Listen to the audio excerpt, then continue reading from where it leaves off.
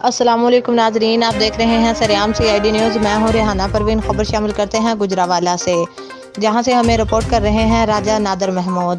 ان کا کہنا ہے گجرانوالہ ضلعی انتظامیہ کا 5 اہم علاقوں میں سمارٹ لاک ڈاؤن کرنے کا فیصلہ، جس میں واوڈا town, satellite town, peoples colony, Ahmad Nagar, Qila Didar Singh کے کچھ علاقے شامل ہیں، اور اس کے پیش نظر واوڈا ٹاؤن کی انتظامیہ نے اپنے رہائشیوں کو مطلع کیا ہے کہ 14 دن کے لیے واوڈا ٹاؤن میں سمارٹ لاک ڈاؤن کیا جا رہا ہے۔